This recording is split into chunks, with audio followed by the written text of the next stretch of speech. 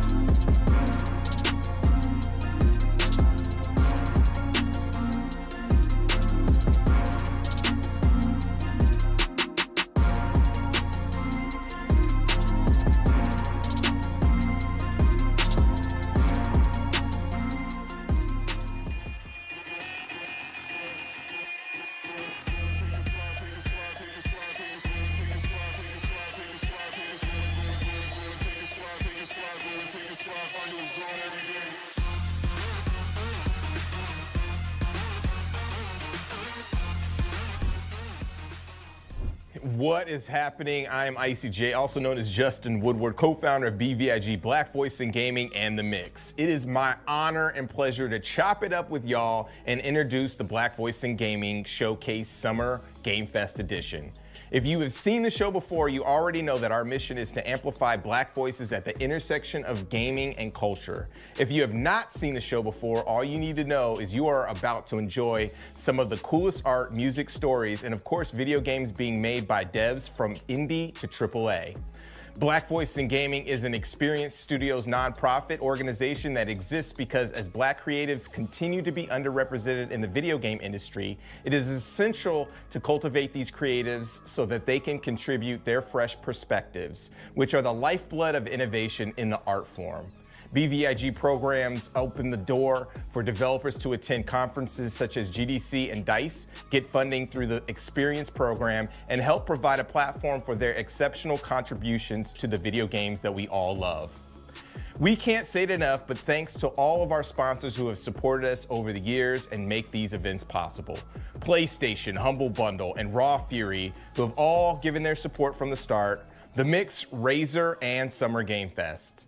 Thanks to our broadcast partners for the showcase again, Summer Game Fest, Twitch, IGN, GameSpot, and Steam. They help extend the reach of this show in ways that would otherwise be impossible. We owe them a debt of gratitude as well, so thank you all.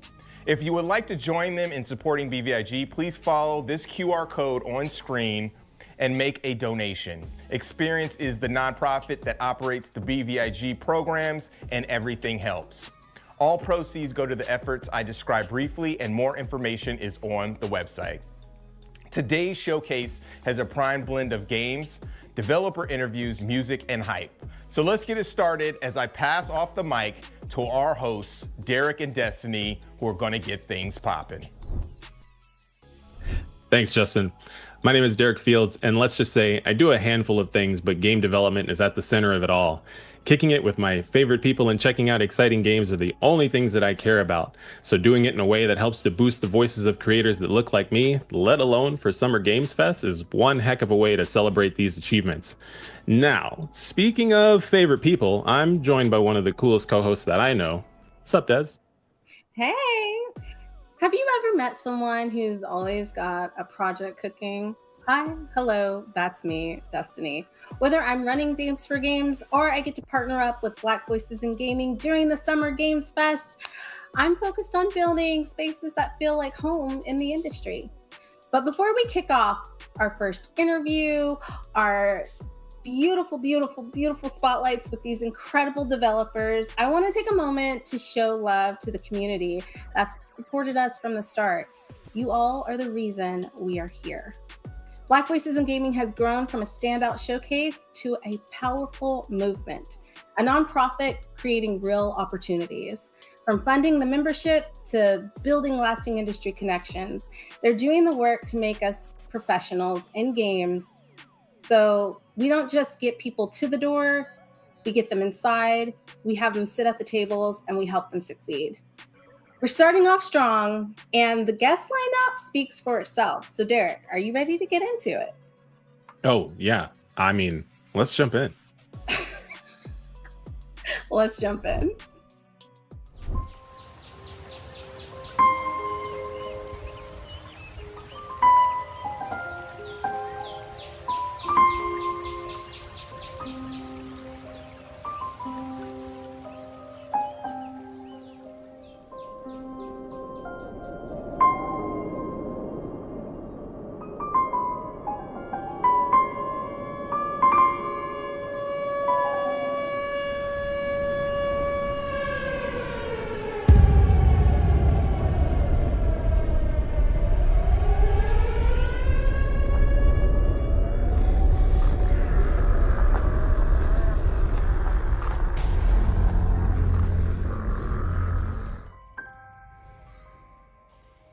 Hello everyone, welcome to Ayasa Shadows of Silence, a journey into a world where mystery, horror, and puzzles intertwine in an incredible way.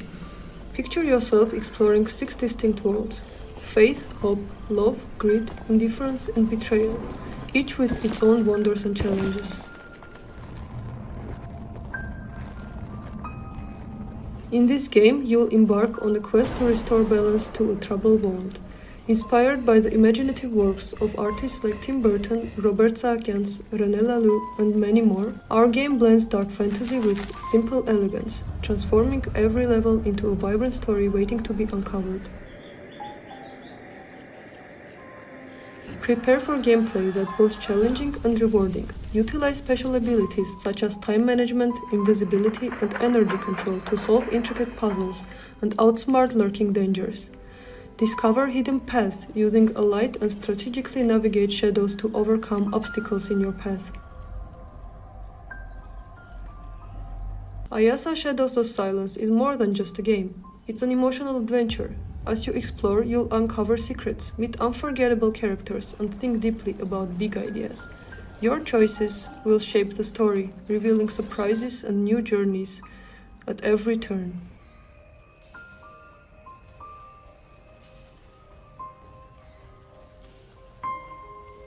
In the world where every shadow hides a secret waiting to be uncovered and every light illuminates a new path forward, the fate of Ayasa rests in your hands, where each decision leads to new discoveries and adventures. Get ready for an unforgettable journey. Thank you for watching. Hey everyone, my name is Mikhail and I'm one of the founders of Caldera Interactive. We're a 3-person team from Canada working on our first game, The Rabbit Hall, a cozy farming and tower defense game where you play as a cute bunny that must defeat the Trash Panda posse to rebuild your home. We've been hard at work on The Rabbit Hall for a little under 2 years. We're all new to the industry, so it's been a daunting journey. But over that time, we've had the chance to pitch our game in front of publishers and crowds, even winning the GDC pitch competition. We've also had the incredible opportunity to show off early builds of our game at Gamescom and ran multiple playtests with our community where we've received amazing feedback to help us improve our game at a rapid pace. Despite being so new to the industry, we've been so lucky to have had many mentors and communities in our corner along the way, and we strive to make sure to do the same and to be the help we wish we had had as we got our game to where it is. On that note, a special shout out to Black Voices in Gaming for having us on this showcase to talk about our game. In The Rabbit Hall, you play as a rabbit named Sprout, whose hometown has been destroyed by the Trash Panda posse, a group of raccoon that's after your harvest. We were inspired by games such as Stardew Valley, Bloons, and Cult of the Lamb, which led us to create a cozy game that's approachable, but still gives the players the ability to go deep with it. So during the day, you spend your time tending to your farm, planting and harvesting crops, as well as planting defensive towers, exploring the surroundings for treasures, or buying new supplies. Players have access to a variety of plant towers that grow into powerful allies. Their final evolutions must be unlocked in town and purchased within each run to mount a top-tier defense against the Trash Panda posse. We created a symbiosis system that rewards players for creating a symbiotic garden where certain plants thrive when placed in proximity of each other. Once the player is ready, they can trigger the night phase where they must defend against waves of hungry raccoons using the planted towers and the equipment they've gathered during the day. Now let's skip ahead to see what a player's garden might look like further down the line.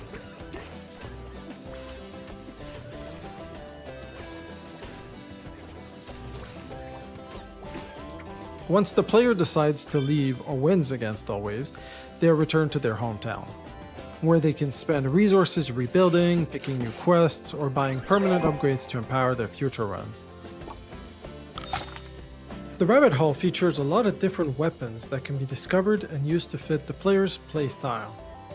The game also features a lot of ways to upgrade Sprout's abilities to match the challenges ahead.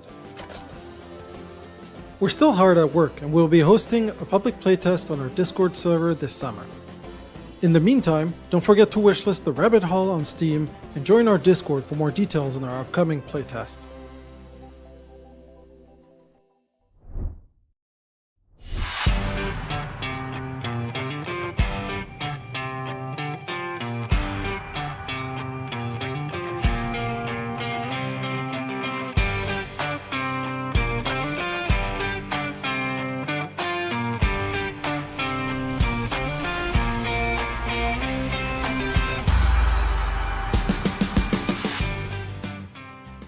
Hey there, I'm Fab, a solo game developer with over a decade of experience creating games that blend fun and chaos.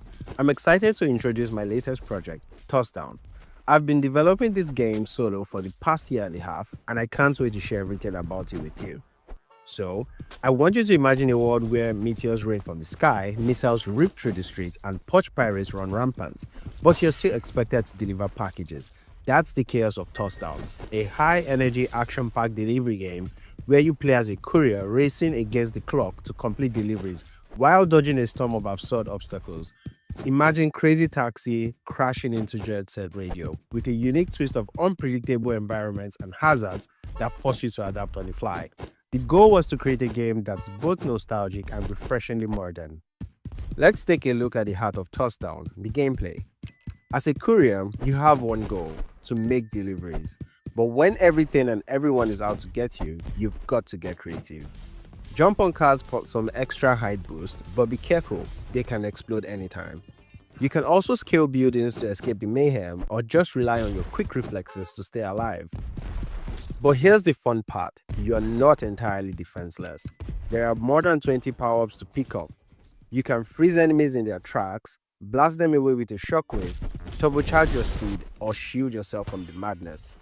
You can mix and match them for crazy combos that turn chaos into your weapon. Plus, there's specs to tweak your style. Do you want to run faster, tank more hits, blow up everything in your path? You got it. Touchdown will have more than 60 plus perks you can choose from. You're not just stuck in one spot either. You dash through various zones, from city streets to hostile suburban towns, each with their own vibe, hazards, and enemies. And to keep things fresh, you can pick from a roster of couriers, each with their own special abilities. Maybe you're into turbo speed or you love a good extended dash. Whatever your style is, there's most likely a character for you. You'll also be met with special delivery requests along your journey. They can be pretty intense. Think time-crunching runs where every second counts, or fragile package deliveries that test your dodging abilities to the max. And since the levels are procedurally generated, every run comes with a surprise. Fail to complete a run? That's not a problem. You will always unlock upgrades that would help your future runs. It's all about getting better and understanding the chaos. Touchdown is my love letter to straight-to-the-point action games. Pure, unfiltered fun with no fluff. It's the game I've always wanted to play, and I hope you'll love it too. So, if this chaos sounds like your kind of thing, head over to Steam and wishlist Touchdown right now. And hey, if you want to tag along the ride, follow me on social media or hop into the Discord server to join the playtest and share your thoughts. Thank you all so much for watching. Shout out to all of the devs who are flexing their games and showing what they've been cooking. Ayasa Shadows of Silence, Rabbit Hall, and Toss Down are looking so hot this summer. Make sure to wishlist, follow, and support all the games on the showcase. It definitely helps them out. Up next, we are going to hop into the trailer from South of Midnight, which is a game that has been blowing up lately, and jump into the mix with Destiny and Derek for an interview with one of the developers at Compulsion Games. Stay locked. There's a fine line between mercy and justice, ain't that right, Hazel Flood? You chose a hard road for yourself.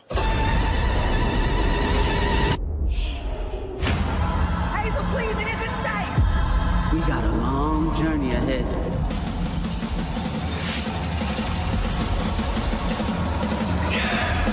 I'm always fast enough!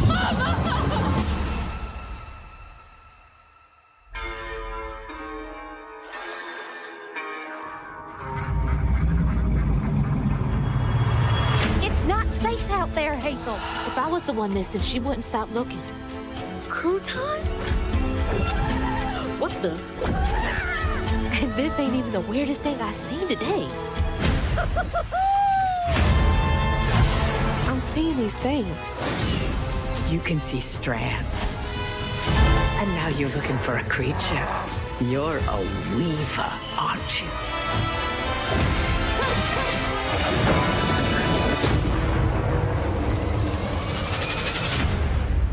Hello?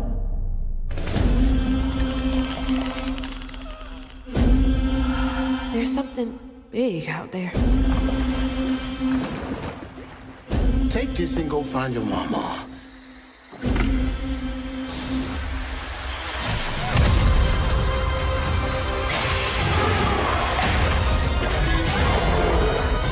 I'll come back. You better.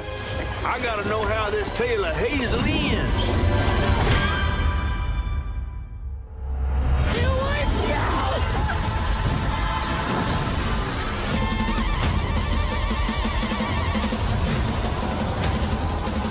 Hazel, no!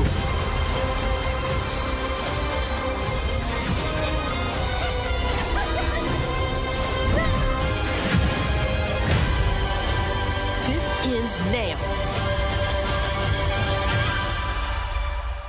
Mama?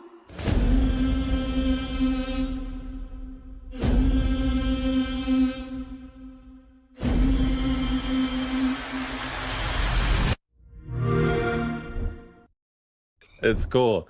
It's cool. I love getting a chance to see that trailer over and over again. I can never get enough to it. Enough of it. I can never get enough of it. Des, what did you think?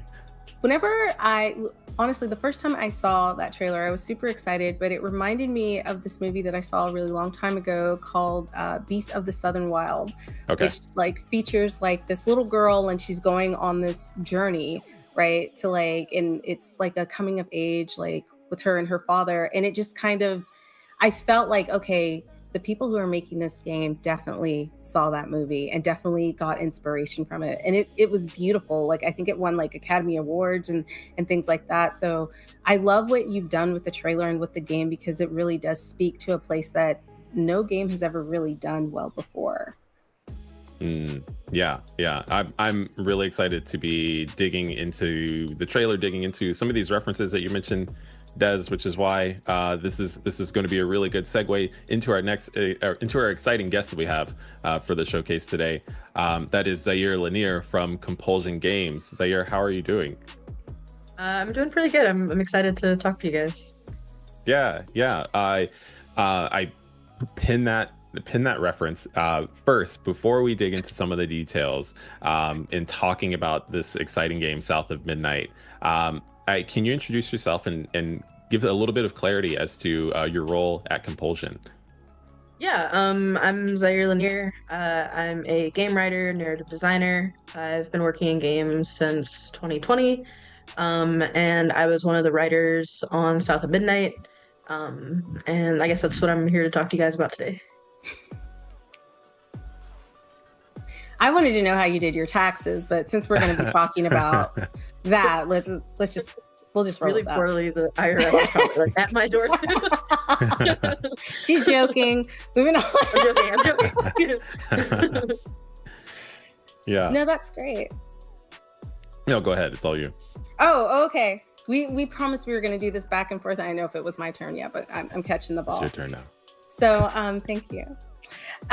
What I wanted to know is, like you said, you got into it in 2020, but I know from my own story, like the reason why I wanted to get into games was because I wanted to see more representation. Working on a project like this, where you're getting to write Black characters and talk about like history and some of our culture, like how did that make you feel? It really means a lot to me. I've been playing games for a decent chunk of my life, but a lot of it was when I was younger, especially it was like Call of Duty or, goofy stuff with my cousins, which the games have narrative, but I don't consider them necessarily like narrative, like strongly narrative games. And, I've enjoyed all these characters. And then as I got older, I started playing like Mass Effect or The Last of Us, games that are really well known for their story. But I didn't, and even though I enjoyed those characters, I never really saw characters that looked like me all that often. So for me to be able to put that out into the world, so someone who, plays their first game at like 12 or 13 or something, or even younger, for them to see someone that looks like them or like their mom or their little sisters, like that means just so much to me. Just because it's not something that happens very often in games. Right. As you were sharing that, you mentioned narrative, and you've also identified your role as a writer at Compulsion Games. For people who are considering entering the games industry or maybe navigating those opportunities now, can you help to create a distinction between what is writing for games and what is narrative design? That's like that's a really big can of worms. Yeah. I feel like that varies from like studio to studio, and Right. it just kind of depends. What does it But mean if you for were to ask, compulsion would be a better question. Yeah. so for compulsion, I think a writer does a lot more concepting of the story, the different zones that the game takes place in. I wrote like a ton of cutscenes, self-talk, readables, like that kind of stuff. And narrative design is kind of the narrative delivery systems that go into the game. So how do the readables connect with the overall story of the game? What does it mean for the in-universe mythos? What are we trying to convey to the player? Because that aspect of it is more interactive. You're watching a cutscene, it's a little bit more passive, but narrative design it's everything from environmental storytelling to if you play the game like Mahalia's Weaver symbols, like what do those mean? Working with art to make that symbol meaningful. So I think it's a little bit more not quite technical. I mean, I think it is technical, but it encapsulates more than just like writing pretty cutscenes and like nice sentences. It's how is this going to work together in tandem with like art, music, level design, and all that other stuff. I love that. I think that's a great definition, just because I don't know if I would say the way you explained it in my head, narrative design is more world building, whereas like a writer, you're giving them the scenes to write and the world is already kind of being created, but there's still a bit of back and forth, right? Yeah. That's how I've line is always looked at it. Oh, Yeah. sorry. Yeah. No, I'll say the no. line is definitely blurred. Like I do a little bit of narrative design. My friend Danny, who works on the game, she does some writing. We collab with each other. But I definitely, the narrative design I think is her specialty.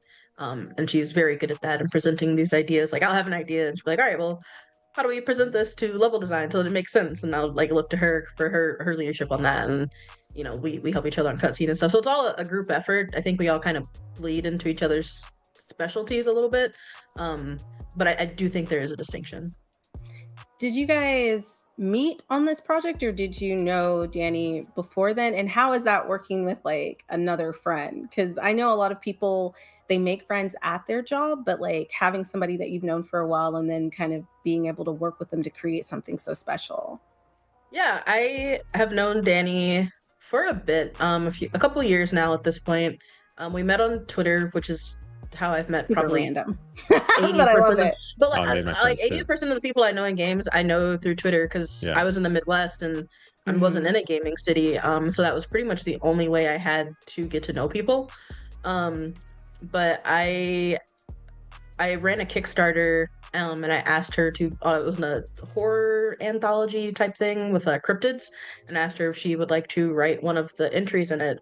And Danny also runs her own small studio. So I knew she knew her stuff. She's very professional. And I was like, hey, like we're hiring, if you would like to apply. And I mean, she got the job because she's very good at what she does. So it was really nice to have someone I know on the project with me, but also someone who is familiar with the culture we're working with. They have those Southern connections as well. And someone that I just like know we work pretty well together. It was very, I'm very proud of the work we did. And it meant a lot to be able to do that with her, because it's not something that I wanted to do by myself, like have that on my shoulders necessarily. It was nice to have someone to like share that with and bounce ideas off of. I love that. I was one of those cryptid backers, by the way. I remember that. You said that and I was like, that's where we probably connected online. Yeah. There's a when it comes to narrative and a lot of the aspects of the game, I've had an opportunity to consume a lot of the tangential information surrounding South of Midnight, and one of which was this very documentarian style coverage of how you and the team really immerse yourselves in the environment. And when I think about that, South of Midnight mythology is deeply woven throughout the entire game. And of course, like going into another environment to immerse yourself in different aspects of mythology. How did you navigate that? What was important to you what did you discover along the way? So one thing I really liked about working with Compulsion on this was they knew what they didn't know.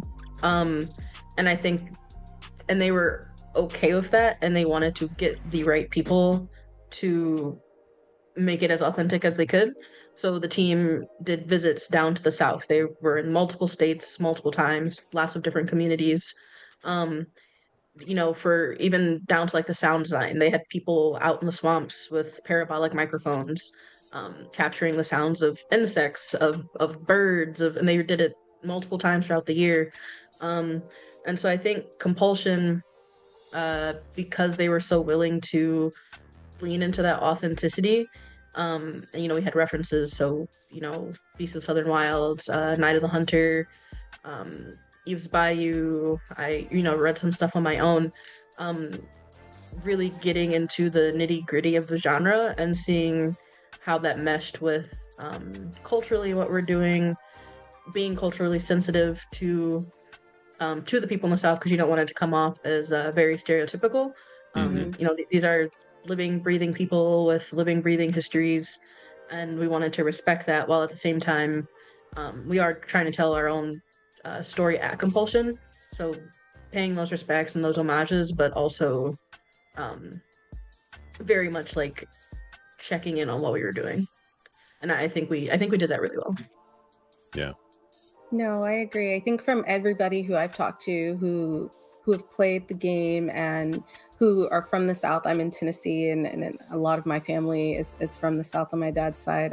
It felt like a love letter. It felt like something, I don't know how to explain this, but like you can tell when people put their heart into something and their passion into something, because it comes across when you see it, and you're like, they really cared about how they wanted to portray these characters and their story. And all of the characters are so layered, which is really nice because they felt real. Like you felt like that person used to live down the street from me, like honestly. And I was saying, like with the Rue reminds me of this other character from another show that like I connected with. So I think you guys did an incredible job. And I think what I can appreciate about Compulsion Games is that they did hire people of color, Black people, to help tell that story. And that is so important, because you get some of these rooms that are not filled with any of us trying to tell our stories, and they're just missing the mark. So I think you guys did an incredible job. One of the questions I wanted to ask you as a writer is this something you always wanted to do? Did you always see yourself writing for games, or is this kind of like something that you kind of fell into and you were like, damn, I'm really good at this? Like, how did that come about? No, I went to school and I wanted to be a doctor. Okay. I did most of a biology degree, and then I just like kind of bounced around really aimless for a while. And I got a PlayStation from some guy on Craigslist that was like definitely stolen in a parking lot at like 11 o'clock at night. And I got The Last of Us, the Telltale Walking Dead games, and Dragon Age Origins, and those were my, like, I would say my first big like narrative games. That's not true, actually. My grandmother got an old school Xbox, the original Xbox when it first came out, and I had Knights of the Old Republic. I played that when I was like 12, and I was like flabbergasted. I was floored. I remember running my grandma and being like, "Oh my god, the big twist!" And she didn't know what was going on. She's like, "Oh, that's great! Oh, I'm so glad you had fun." And I was like, "Yeah," but I hadn't really gamed in between, the original Xbox and getting a PS3. But I played those games, and I was like, "Oh well, someone has to write these," and I had never thought of that, because when you think about English degree, you're like, oh, or a writer, you can write books, you could be a teacher, and that's all I could really think of.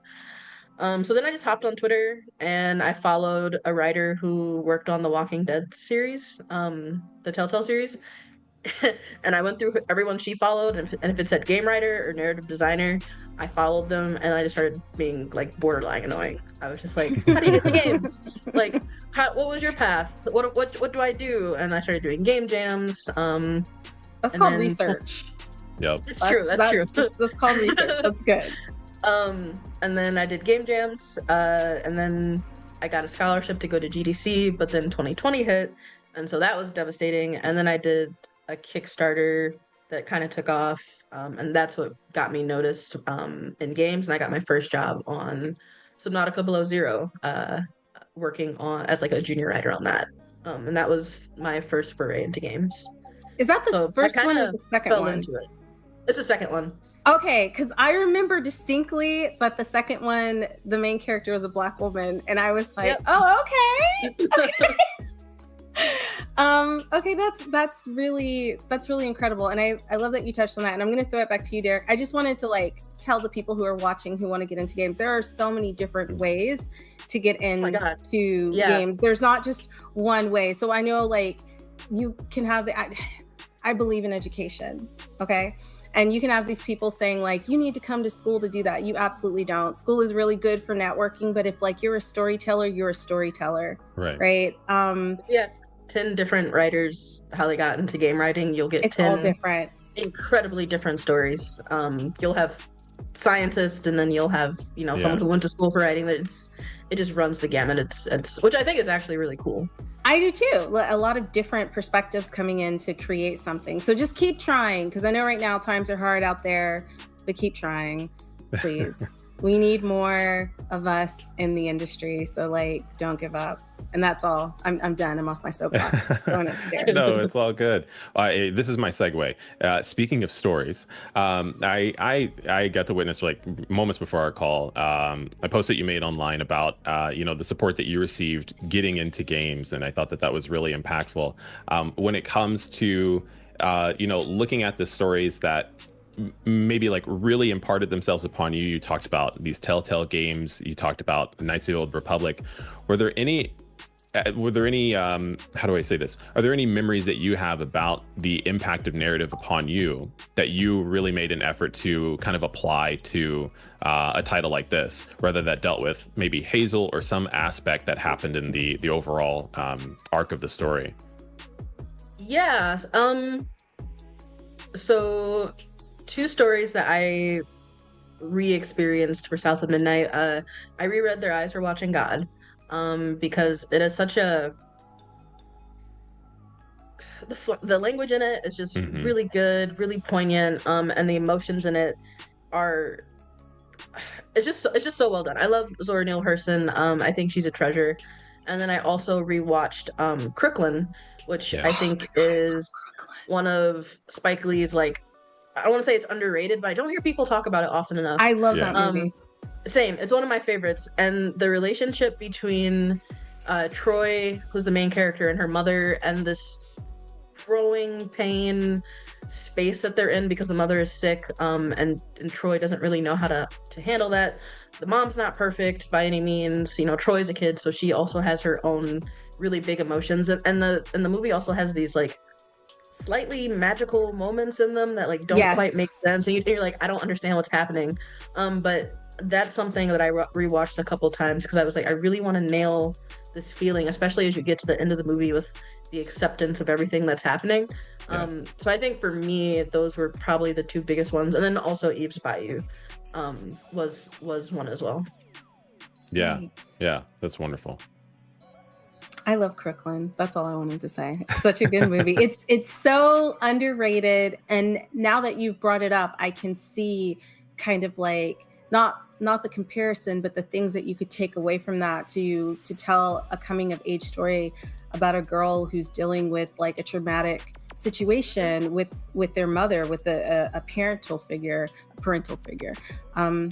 Yeah. Another Zaire, question. real quick, I think you need to come up with no, you're good. I'm the one interrupting, so I apologize. No, I just real quick with all the references, I think we need like a South of Midnight watch read list.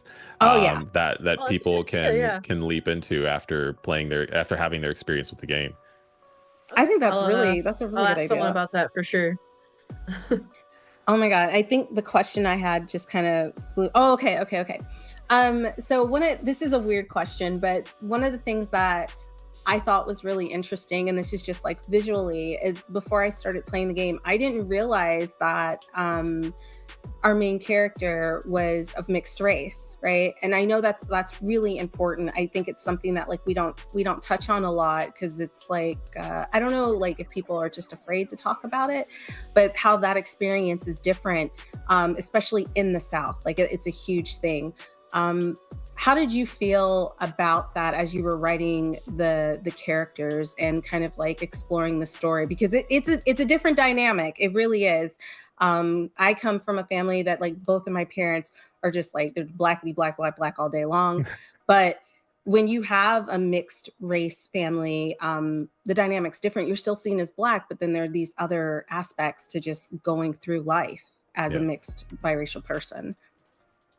Yeah, I think for Hazel, the way she grows up and the way her mother raises her,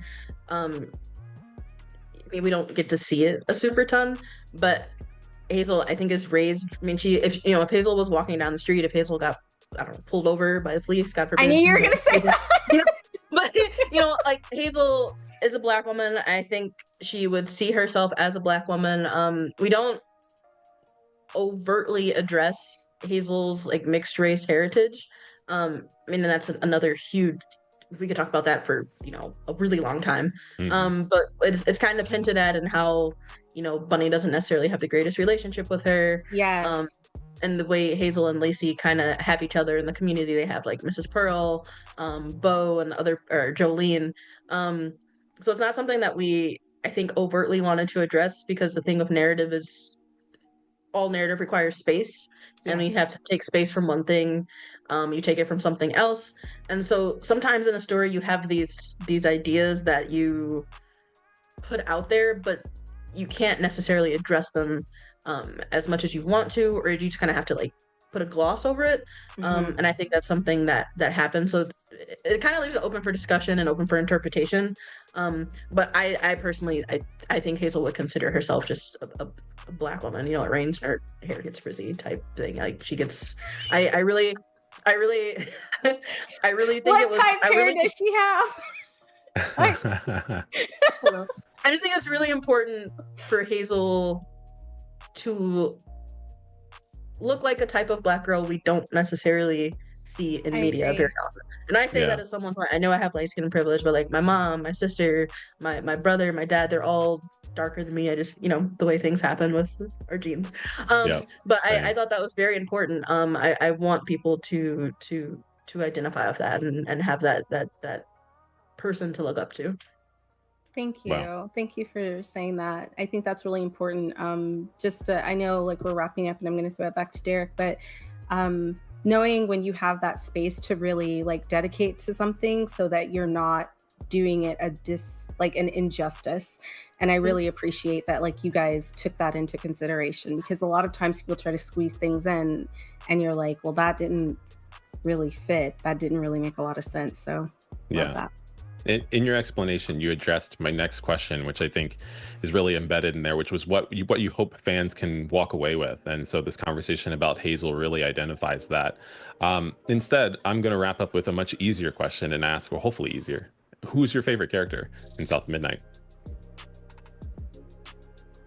I mean, I wanted to say Hazel. I think Hazel's really cool, but I feel like that's cheating. I think I will do a character necessary. Go ahead. Who are you most excited for fans to meet?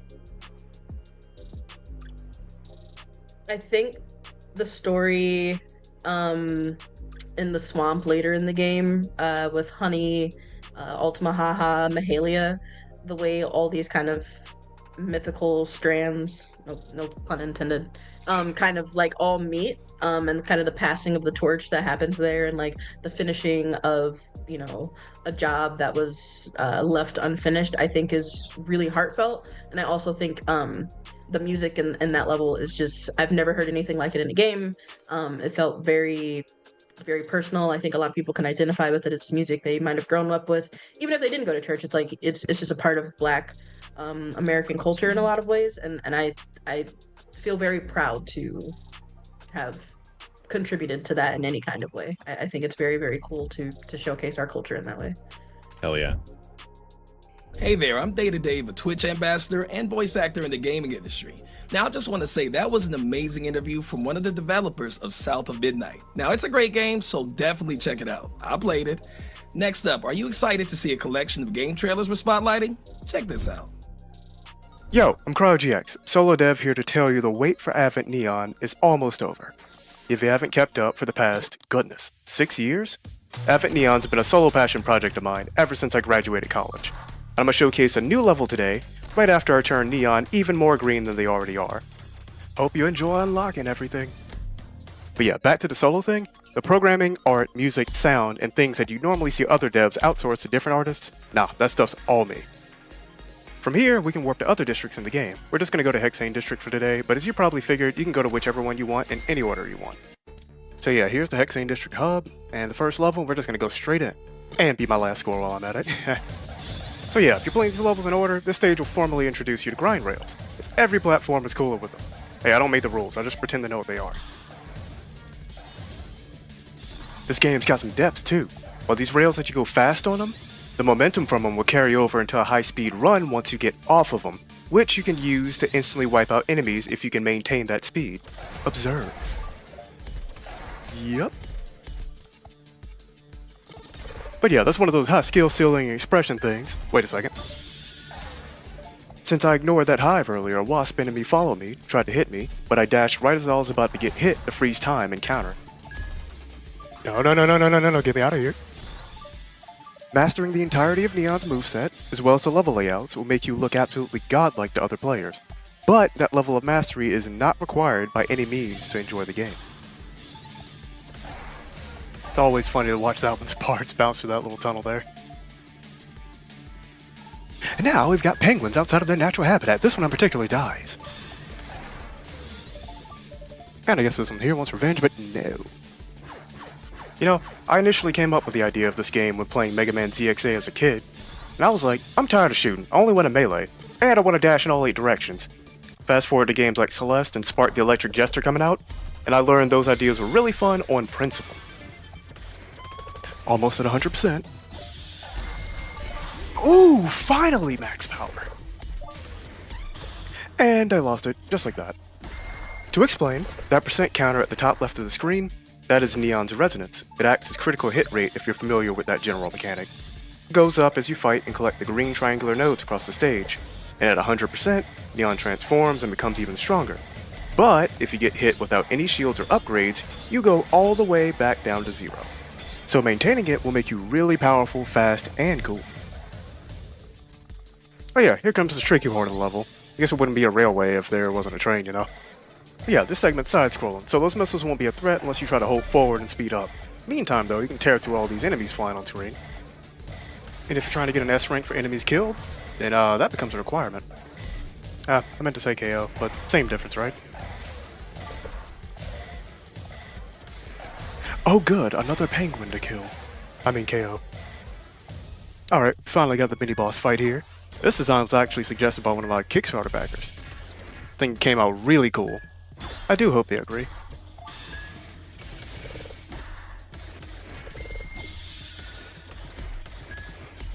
Ah, I should have tried to parry her again. Actually, wait, hold up, we're getting pretty close here. Ah, come on, give me a couple more hits. We are back.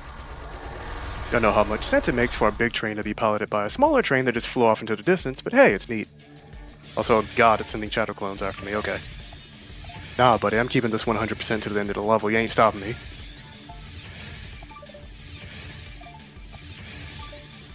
Nice, there it is. Okay, what was that? A rank? No, that's probably an S rank. Ooh, okay. Spoiler alert, that's not the highest rank in the game. See that 98% down there? There's more to be done. But not today, though. Just gonna go back to the tunnels area and chill for a bit. But yeah, I hope y'all enjoyed what you saw. That'll be it for my little showcase. I want to thank Justin, Derek, Sean, and everyone at Black Voices in Gaming, as well as my followers, Kickstarter backers, all the gaming outlets, as well as you, the viewer, for making all this possible and giving me support through the years. Game's been a long time coming, and I can't wait to finally get it out to you all. And if you can't wait and need to try it now, there's a free demo on Steam at this very moment. Try it out, leave a review, wishlist the main game, be sure to send me a clean, crisp $20, the price of 3 eggs in this economy, for it if you're enjoying yourself. Take care.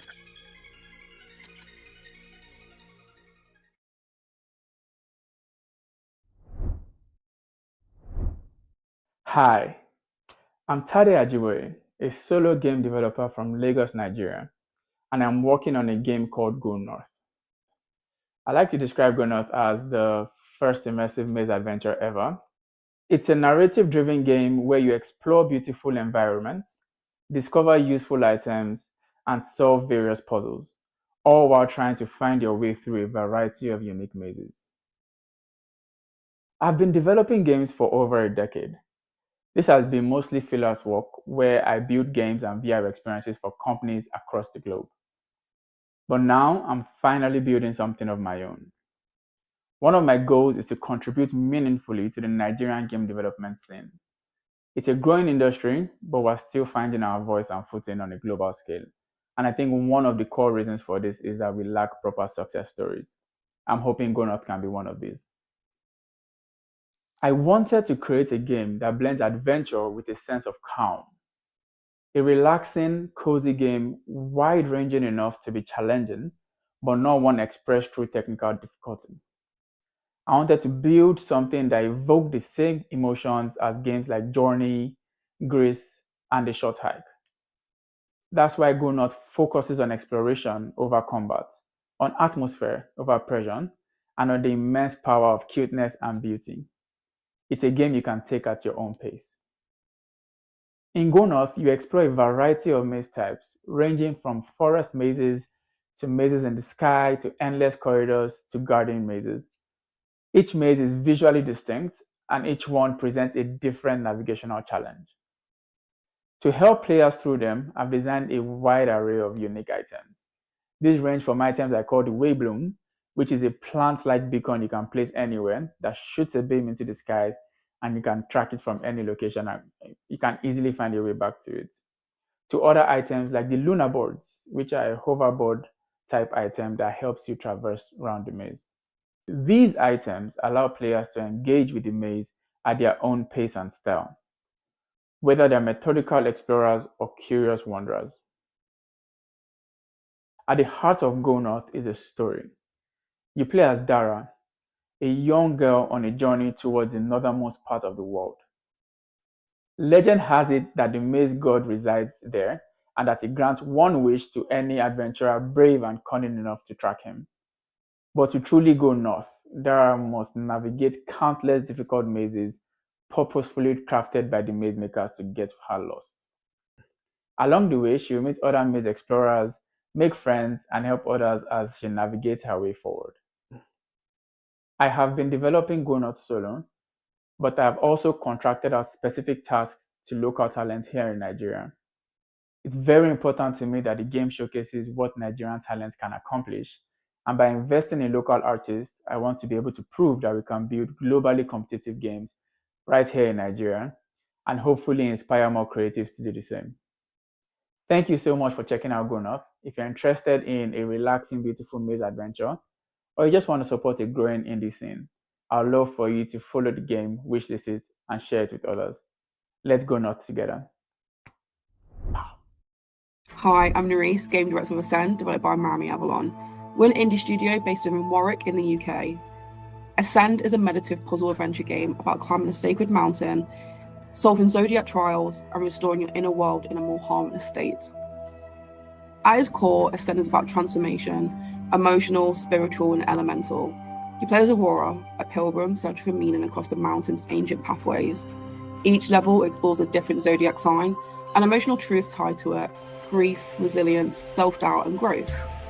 The puzzles themselves are around each spirit of each sign. So Sagittarius challenges your pursuit of knowledge and perspective. Gemini plays with mirrors and duality.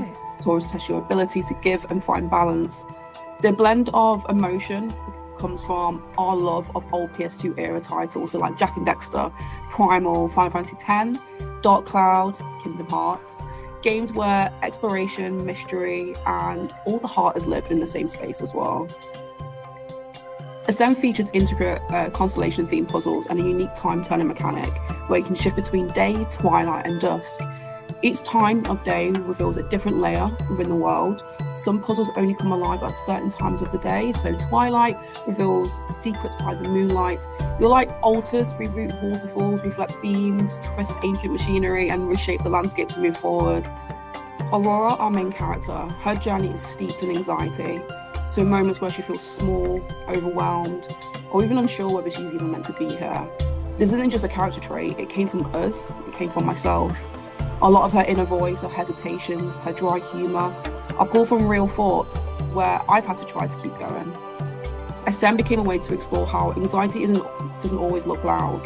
It's about how we can live in silence, in second guesses, in the pressure to keep climbing even when we're not even sure why. The mountain reflects the emotional weight and the puzzles actually to move through it, not fix it. Ascend is about the climb that we all make, the one that nobody sees, the one inside.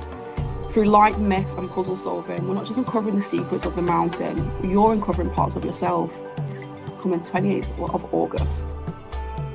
You can play the demo for free now on Steam and wish us the full release coming 28th of August. Please take a look at our trailer.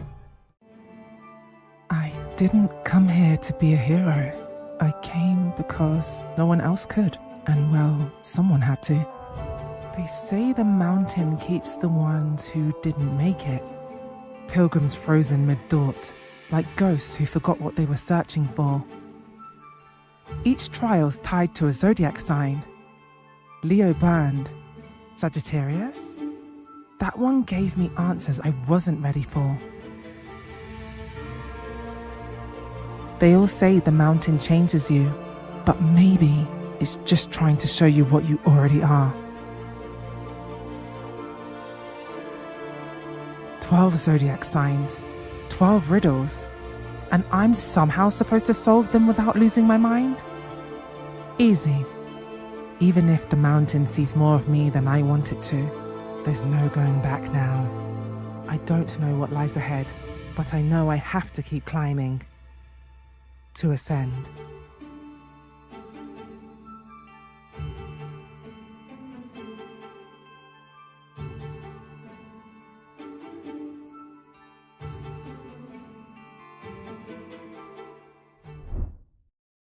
Everything just looks so fun. I cannot wait to play the final build of Advent Neon. I've been following that one for a minute. It just gives me Sega flashbacks. Our next guest is a talented musician who has influenced hip hop and the gaming culture through clever wordplay, production, and live with his freestyle skills, which he is a master at. Ladies and gentlemen, gamers, hip hop heads, and everything in between, we bring you Mega Ran. You are now in the place with Mega Ran. That's right. Shout out to Black Voices in Gaming, everybody, for having us out. My name is Mega Ran. I love video games. I love hip hop. I love culture. I love people. And I love bringing it all together in this little thing they call nerd rap. So let's get it started a little something like this, shall we? Okay, if you with me now, go, go, go, go, go, go. That's old school rap. Go, go, go, go, go, go. Make some noise now. Go, go, go, go, go, go. Let me hear ya. Go, go, go, go, go, go. Hey. Yeah, Dark Side, Strider, and Mock Rider, Tomb Raider, Tomb Slayer, and Soul Survivor. I wear a halo, but more like a dark angel. King of the fighters, and my fury is fatal. The god of war, like the mighty Thor. You're a dinosaur, still trying to find a link to the past. Crack down on whack clowns and make them back down. No more heroes, cause they don't want to rap now. Keep my Metal Gear Solid, Modern Warfare, cast dark clouds every several years. You can never question the dedication, the beats be resonating while I'm awaiting your resignation. Since I was a cadet, every last cassette I record had to hit them with a mass effect. From the east to the west, they know I've been the best, so we live at Summer Game Fest. Oh yes! Go, go, go, go, go, with Black Voices in Gaming. Go, go, go, go, go, gaming and entertaining. Go, go, go, go, go. Any questions? Yeah, cause this is the beginning of the Mega Ran legend. All right, let's set it off. Here we go. We are at the beginning, and it's just getting started. Summer Game Fest is underway. Hope you've been playing some great games and hearing some great stuff. My name is Mega Ran, and I'm here to give you a little bit of halftime entertainment. So yeah, let's keep it moving with one of my favorite jams from the Teenage Mutant Ninja Turtles video game, Shredder's Revenge. Let's go. Go ninja, go ninja, go. Go ninja, go ninja, go. Go ninja, go ninja, go. A little go, Vanilla Ice, go, of course. Go, go. All right.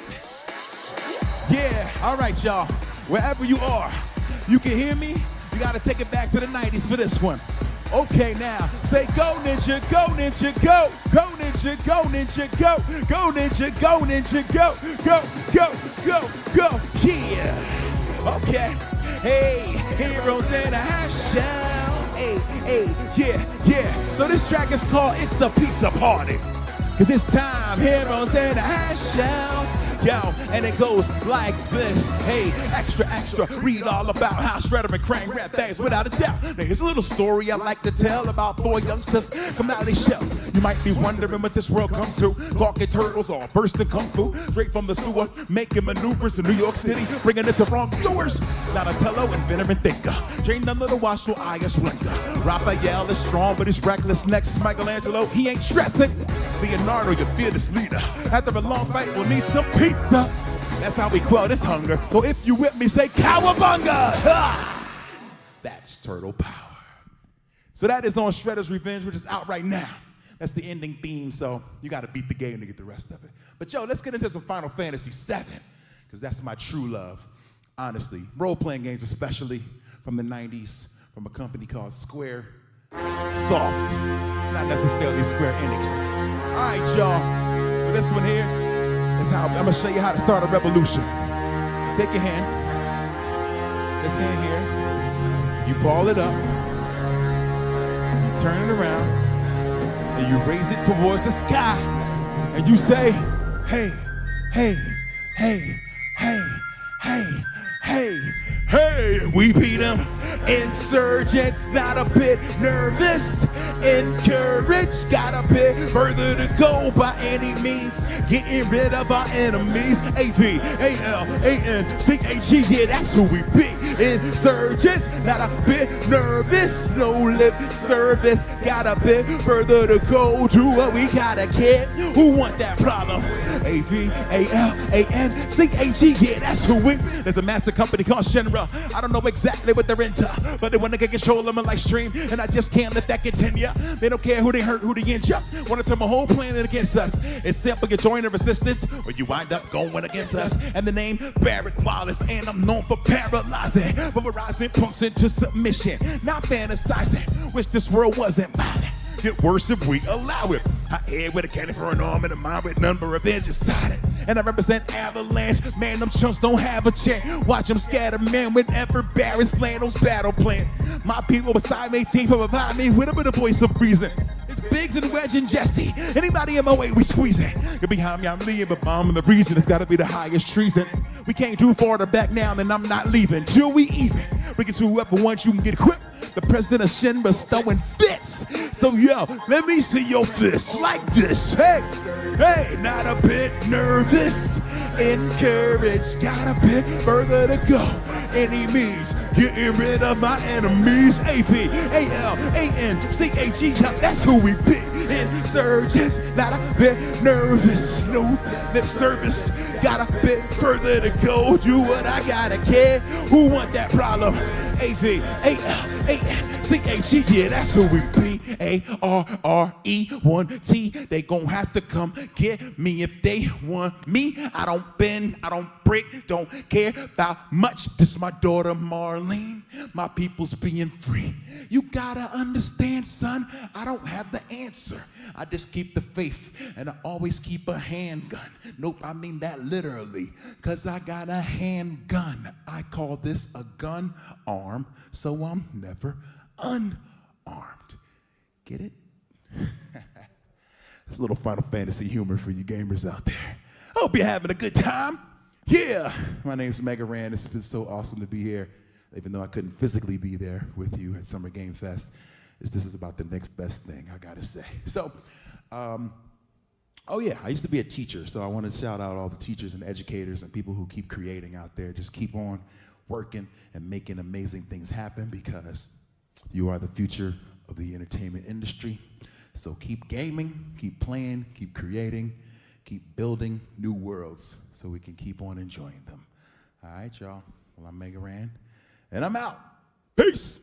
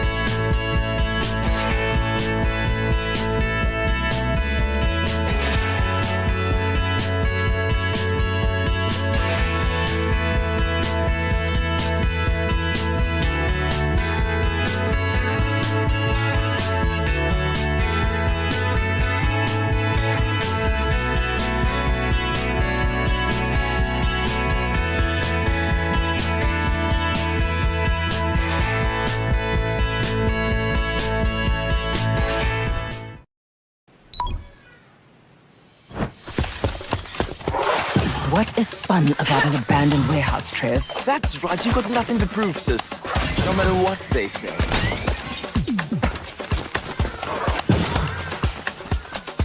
Okay. What's this all about? Treaties were signed, promises made and broken. Is it stealing to take back what was stolen? Stolen? Who's stealing then? Us.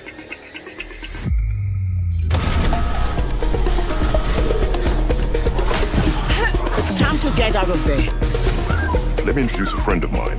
Smart, agile, and will let you look into places with the tightest security.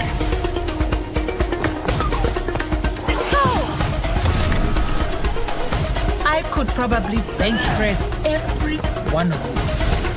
The locksmith strikes again. Hold on. Listen, are you having second thoughts? Nope. Just hoping you won't get me killed. Yeah.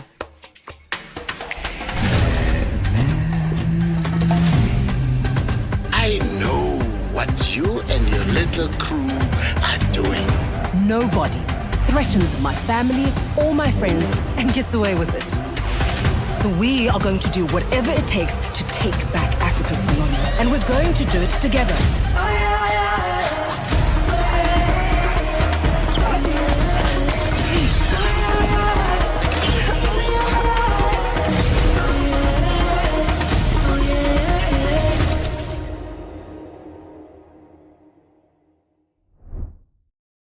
Wow, that performance from Mega Ran was great. Now, he's a phenomenal performer as always, so definitely check out his music if you haven't.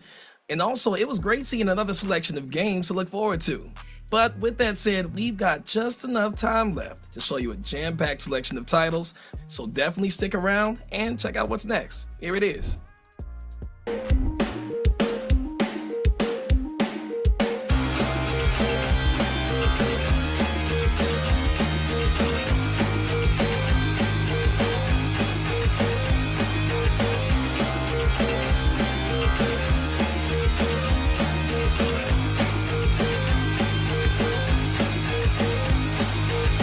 They say hard work pays off, does it? Split the lot of your way over your budget. I'm sick, so sick. Well, you would not believe your eyes if you saw you only made $10 and you got fans across the globe. I swear $10 ain't enough. And I'll say I've been working hard as hell, and all those streaming numbers count, but don't translate to record sales.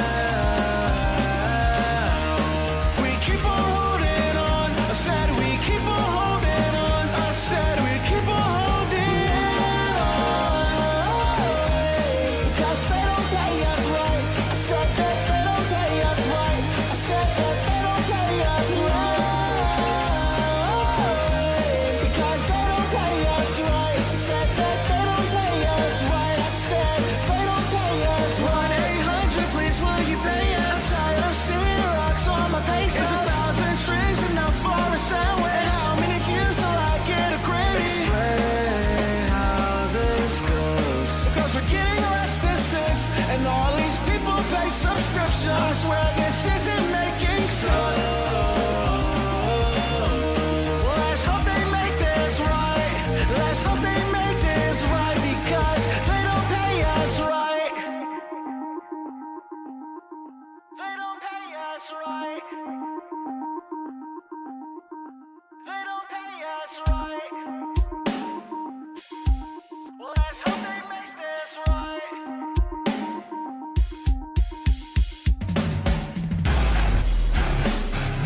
Pay us what you want. Pay us what you motherfucking know.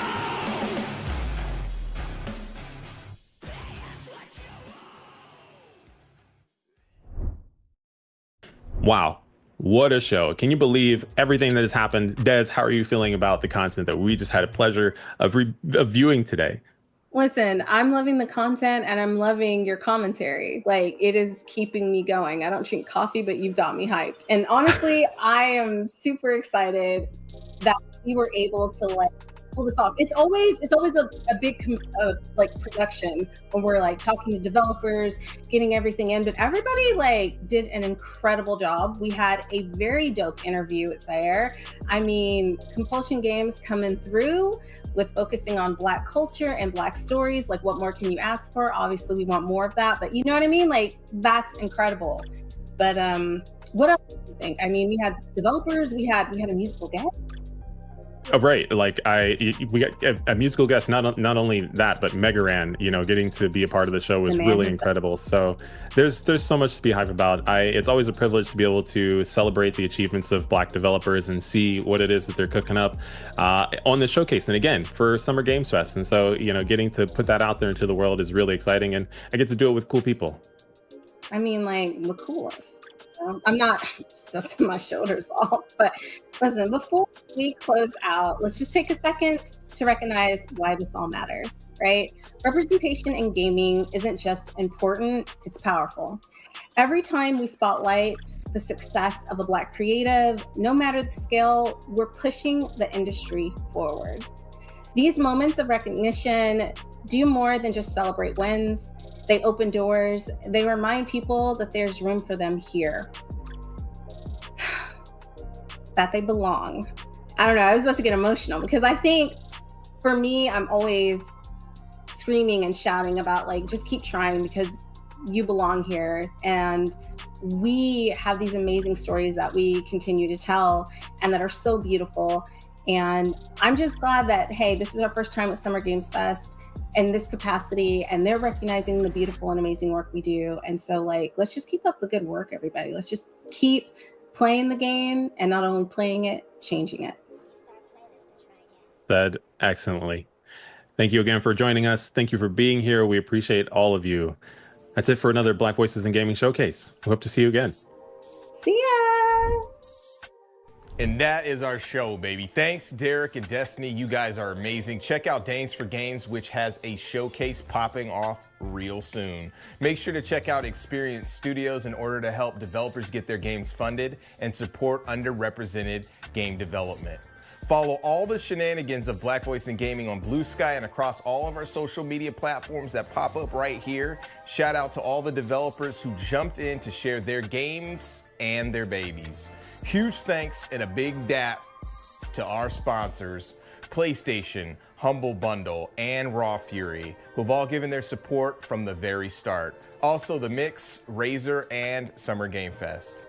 Thanks to our broadcast partners for this showcase, Summer Game Fest, Twitch, IGN, GameSpot, and Steam. Extending the reach is definitely helpful. We owe them a debt of gratitude as well. Thanks to all you guys for showing up and showing out, and for all the love. We will talk to you soon. I'm Justin Woodward, co-founder of BVIG. Peace.